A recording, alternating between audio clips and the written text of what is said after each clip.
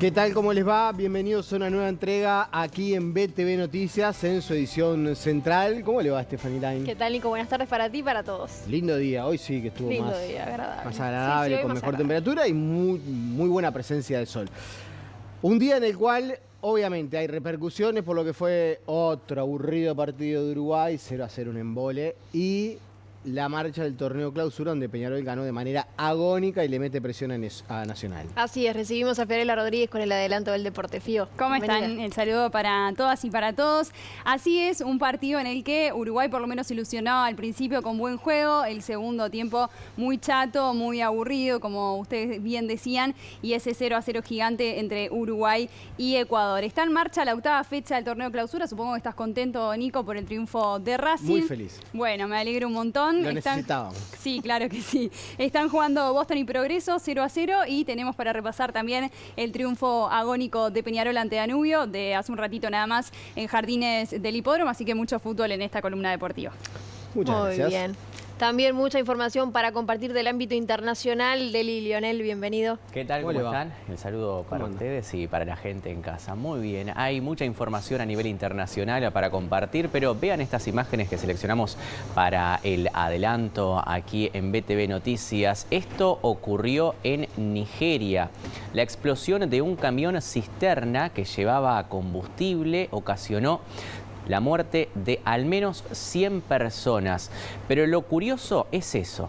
Miren ustedes, gente que está recolectando combustible para luego comercializarlo. Los residentes de la localidad de Majía se agolparon en torno al vehículo para recoger el combustible derramado. Nigeria sufre una aguda crisis económica y al mismo tiempo el precio de la gasolina se multiplicó por 5 desde que el presidente recortó las subvenciones el año pasado. En otras informaciones, Hezbollah amenazó con atacar todo Israel y también en el segmento internacional estaremos hablando de que seguidores de Evo Morales, del expresidente de Bolivia, están cortando varias calles del país para tratar de que el presidente salvaguardarlo, de que sea procesado con prisión tras las denuncias que pesan, que recaen sobre él sobre abuso de menores. Estoy más en el segmento internacional, ¿eh? Disculpe que me meta, pero Sí. Estremecida en Argentina por la muerte de Liam Payne, uno de los cantantes de One Direction, en Palermo, en Buenos Aires. Esto fue hace un ratito, nada más, unos minutos. Lo tendremos también en el segmento internacional. Algunos dicen de que se cayó sobre un tercer piso. sobre un tercer piso, de un tercer piso, mejor dicho. Hay que ver, ¿no? Hay varias hipótesis, ¿no? De que se cayó o quizás también la posibilidad de posible suicidio. Veremos. Muy bien, lo vamos a estar profundizando en un ratito nada más. Bueno, ahora vamos con el adelanto del estado del tiempo con el profe. Profe, bienvenido, buenas tardes. Muy buenas tardes, Stephanie, Nicolás. Un saludo a todo el país y a toda la región, porque nos ven, como siempre digo, de todo el mundo. Muy bien. ¿Le gusta la primavera? Si hace calor, sí. Ah, muy bien. Bueno, nos aguardan varios días de tiempo estable, sin precipitaciones, soleado, alto índice de radiación solar, algo muy bueno para toda actividad al aire libre, para el turismo, etcétera. Pero no tanto así lo están viendo los productores agrícolas de la región sur y suroeste del país, dado, a pesar de los episodios de lluvia que hemos tenido, no han sido suficientes. Y esto se agrava diariamente, alta evaporación en este periodo soleado y la crisis de déficit hídrico comienza a aparecer en la región nuevamente. Muy bien. Profe, muchas gracias. ¿Pasan bien? Si les parece, compartimos con ustedes los principales títulos. El Partido Colorado respaldó al candidato a la presidencia Andrés Ojeda tras su denuncia contra Yamandu Orsi por campaña sucia. El gobierno aceptó el aval que faltaba para que la Armada Nacional compre patrullas OPB al astillero español Cardama. El Frente Amplio analizará los documentos y se expresará en los próximos días. En BTV Noticias, entrevista a Diego Aboal, director del Instituto Nacional de Estadística.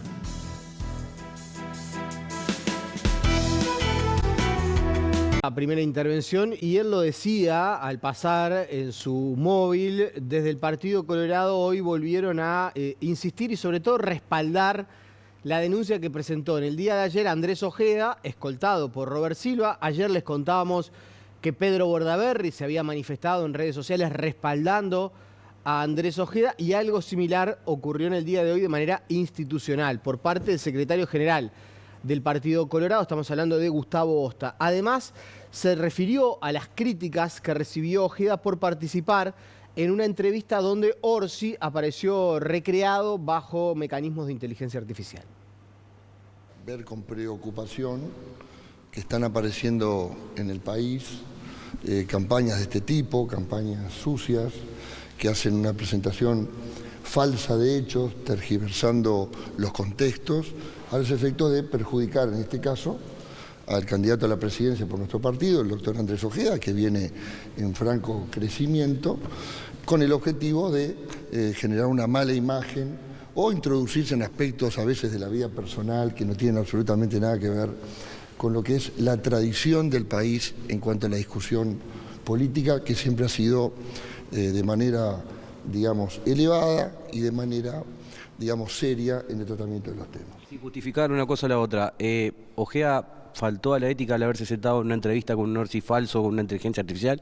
No, para nada, porque además lo que nosotros vemos en esa presentación es que se utilizaron declaraciones que había realizado el candidato. Yo creo que es una exageración tildarlo o tratar de calificarlo como... Se dijo del Frente Amplio, por eso se lo consulto a Alejandro Sánchez. Y sí, lo que pasa es que el Frente Amplio, cuando quiere acusar, es muy severo en cosas que no tienen ningún tipo de efecto sobre el engaño de las personas, y sin embargo, porque además se explicó que era un holograma, que no era verdad, y sin embargo, en estos casos donde se montó una campaña de hechos falsos para perjudicar a un candidato como es Andrés Ojeda por parte de una organización en la cual está vinculado, y hay pruebas de eso, un asesor que forma parte de la mesa chica de Orsi, es decir, asesor principal de Orsi, sin embargo se le quiere sacar importancia, o se dice, como dice el senador Sánchez, que es mentira, lo cual obviamente descalificamos. Hay pruebas claras del tema. Y por su parte, el candidato nacionalista Álvaro Delgado expresó su solidaridad con Andrés Ojeda e indicó que debe hacer la denuncia correspondiente. Me enteré ayer de lo de la denuncia del candidato del Partido Colorado, Andrés Ojeda. Obviamente, si hay una campaña de denuncias falsas, me solidarizo con él y debería hacer la denuncia correspondiente. No tengo más elementos en este caso, pero yo estoy hoy cuidando los modos, cuidando el tono, cuidando las formas, porque no solo quiero ser presidente, sino además quiero ser un buen presidente. Ahora cambiamos nuevamente de tema. Les contamos que en el segundo día de paro por parte de la Federación Nacional de Profesores de Enseñanza Secundaria, FENAPES, se realizó una movilización y acto aquí en Montevideo convocado por el PIT-CNT. El gremio de los docentes de secundaria valoró la adhesión al paro y aguardan avances en la negociación. Ya tenemos el compromiso del Ministerio de Trabajo de un ámbito de negociación, veremos y evaluaremos qué pasa en ese ámbito de negociación y cómo seguiremos. ¿Qué es lo que se está reclamando en ese ámbito de negociación? Reclamando garantías mínimas del acceso a los puestos de trabajo, que no se recorten grupos cuando no hay necesidad de hacerlo y que se respete la negociación colectiva. O sea, estamos comprometiendo las posibilidades de aprendizaje de cientos de estudiantes y la capacidad de efectivizarse luego de un concurso de miles de trabajadores. En tanto, el dirigente de FENAPES, José Olivera, le respondió al presidente de la República, Luis Lacalle Pou, que cuestionó el paro político-ideológico que perjudica a estudiantes y padres. El presidente debía reflexionar por qué hoy se han dejado a miles y miles de estudiantes en la calle, cuando se recortaron grupos, cuando se cerraron orientaciones, cuando se recortó el presupuesto de la educación, que todo el gobierno ahora en pleno parece desconocer. Incluso uno se pregunta por qué el expresidente del CODICEN, que utilizó la ANEP como plataforma electoral, hoy mismo le haya reclamado en distintas intervenciones al Poder Ejecutivo no haberlo respaldado en materia presupuestal para llevar adelante la transformación educativa.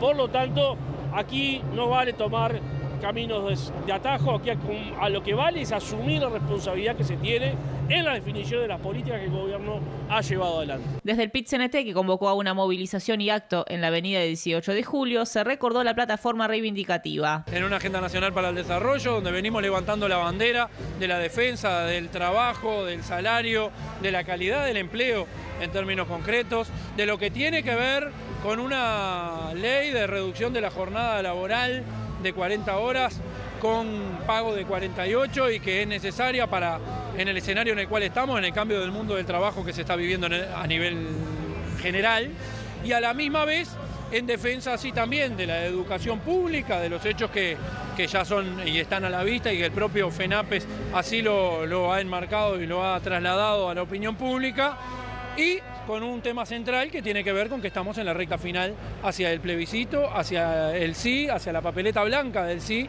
en defensa de una seguridad social como derecho humano fundamental. Y en el marco de este paro de 48 horas convocado por FENAPES, el ministro de Educación, Pablo da Silveira, denunció un pacto entre el Frente Amplio y los sindicatos de la educación que tiene como víctima a la democracia. En las bases programáticas, el Frente Amplio se está comprometiendo a que si es gobierno va a obedecer a los sindicatos de la educación, expresándose a través del Congreso. El gobierno de la educación no va a estar en manos del gobierno electo por los ciudadanos, sino que va a estar en manos de los sindicatos. Lo de ayer y hoy es la contracara de eso, un paro político, no lo decimos nosotros, lo dicen los organizadores del paro. A menos de 2 semanas de las elecciones, hecho claramente con la intención de crearle problemas al gobierno cuando falta muy poco para votar y con la esperanza de que eso va a beneficiar a ese gran socio que es el Frente Amplio. Así que acá hay un pacto entre el Frente Amplio y los sindicatos, un pacto que a corto plazo tiene como víctima a los alumnos y sus familias, pero además un pacto que tiene como víctima de mediano plazo a la democracia uruguaya, porque está entregando una parte del gobierno a organizaciones corporativas. En el Uruguay, en general, los paros, y sobre todo en este último tiempo, rara vez han superado el 30% de adhesión. Hemos visto que, lamentablemente, esto se tiñe con la campaña electoral, no lo dicen las autoridades del gobierno, no lo digo yo, sino que lo dicen los propios dirigentes sindicales de FENAPES, que esto es un paro político, partidario, ideológico, que lo que hacen es estar en contra de algunos partidos que se presentan a estas elecciones. Me parece un error estratégico, un error que además ataca a los estratos medios y bajos que hoy tienen que definir y tienen que ver qué hacen con sus hijos, cómo, si sus hijos van a ir a clase, y además en un país donde las poblaciones de menores recursos no terminan el liceo es bastante preocupante. El presidente de la República, Luis Lacalle Pou, lamentó el asesinato de un bebé de tan solo 1 año en el barrio Sur Norte, aquí en Montevideo. Dijo además que Uruguay no debe acostumbrarse a esos delitos y que bajar la cifra de homicidios es un debe de la gestión. Lamentablemente, una criatura totalmente inocente que nada tiene que ver, pierde la vida en un enfrentamiento que lamentablemente también el mundo se está acostumbrando y yo creo que Uruguay no debe hacerlo. El combate al narcotráfico en este gobierno ha sido muchísimo. De nuevo, números objetivos, el número de incautación de droga, el número de incautación de dinero, el número de incautación de vehículos, la gente procesada por concepto de drogas, y bueno, ese combate que el gobierno está dando frontalmente y que lo va a seguir haciendo, cada vez con más información y con más tecnología, tiene este tipo de acciones violentas que no nos podemos ni justificar, por supuesto, y menos acostumbrarnos. ¿Es la cuota pendiente el tema de homicidios para este gobierno? Es el único delito que no se pudo bajar sensiblemente. Cuando uno mira las cifras de rapiñas, de hurtos, tienen una baja de un 20 y pico por ciento, un 30 y pico por ciento, el abigeato como un 50%, el homicidio es un pendiente. Y el ministro del Interior, Nicolás Martinelli, dijo estar muy conforme con el trabajo que está llevando adelante la Policía Nacional. Cuando yo hablo de un enfoque dual, hablo de un pilar fundamental parado en la represión. Nosotros no le tenemos miedo a la palabra represión, siempre lo hemos dicho. Es más, nosotros hemos llegado a tener 6 barrios intervenidos por la policía, que es muy diferente a lo que sucedía antes. Antes lo que hacían era saturar el barrio por algunas horas. Nosotros ahora intervenimos, vamos y nos quedamos, y hasta que la gente del barrio no se siente en paz y con tranquilidad, no nos vamos. Pero además de estar la policía, activamos los otros resortes del Estado. Por ejemplo, trabajamos con ANEP, trabajamos con ACE, trabajamos con ONG vinculadas en los barrios, con los CAIF, con el INAU.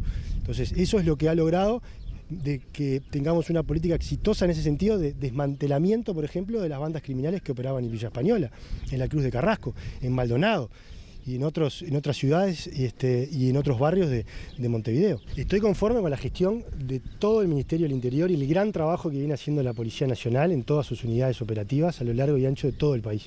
Y creo que los resultados que yo les mostraba, que son muy alentadores, son muy buenos, es gracias sin duda al compromiso de cada uno de los policías que trabajan en cada uno de los rincones del país. Retomamos la campaña electoral. Les contamos que el candidato a la presidencia por el Partido Nacional, Álvaro Delgado, afirmó que el próximo 28 de octubre, es decir, el día después de la primera vuelta electoral, los partidos de la coalición van a comenzar a trabajar en las líneas comunes para definir un programa de gobierno. Es necesario, no es posible. Es necesario. El 27 de octubre, el 28 de octubre, empezamos a trabajar en los lineamientos básicos de las líneas de trabajo de un programa de gobierno de la coalición.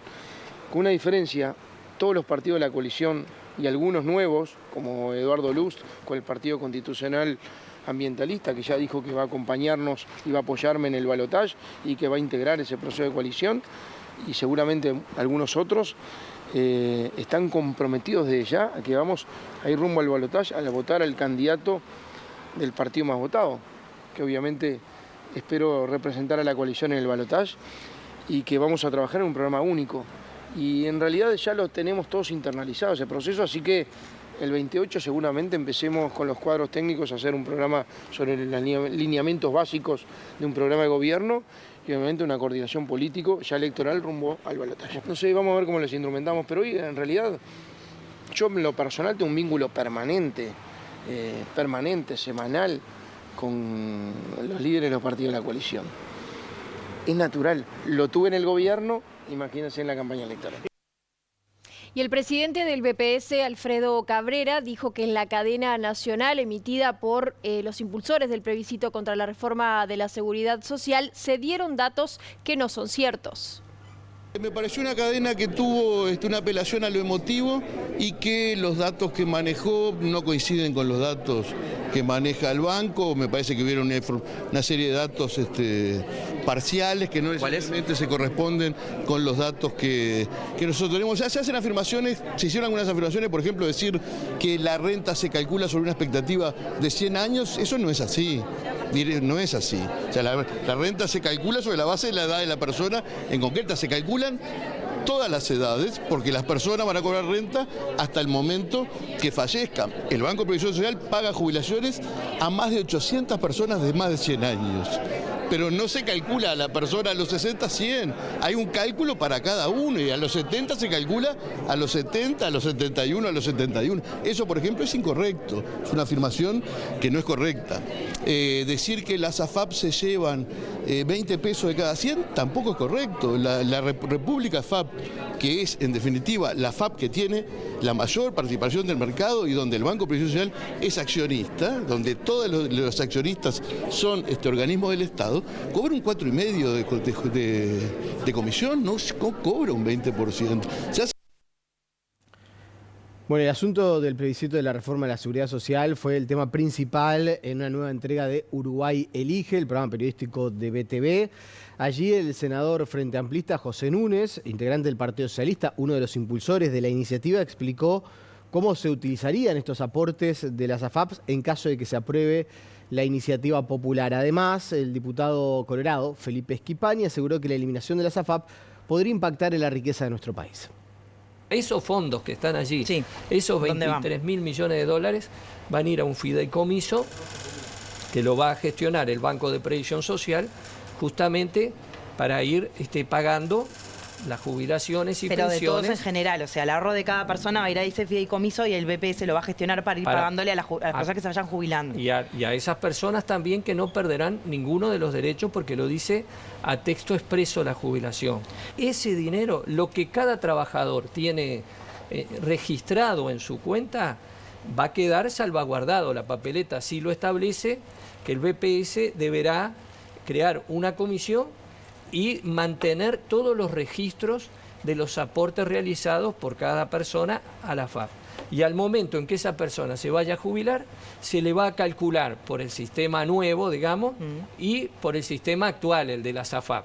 Si la persona, que podemos hablar del 5% de los trabajadores, porque el 95% no les conviene el sistema de la AFAP, pero aquellos sectores particulares que podrían ganar más por la AFAP, el Banco de Previsión Social deberá pagarle lo que le correspondería según el régimen de las AFAP. La eliminación de las AFAPs es un perjuicio directo a los ahorros de cada uno de los trabajadores, pero asimismo genera otro problema, un problema para la economía del país, ¿no? En dos planos. En primer lugar, porque con esos dineros que invierten las AFAPs se genera mucha riqueza, ¿no? Gran parte de la obra pública que ha hecho este gobierno, que realmente ha sido récord, basta recorrer el país para ver la cantidad de rutas, de puentes que se han construido, los centros educativos, los edificios públicos, en gran medida se financian con recursos de las AFAP.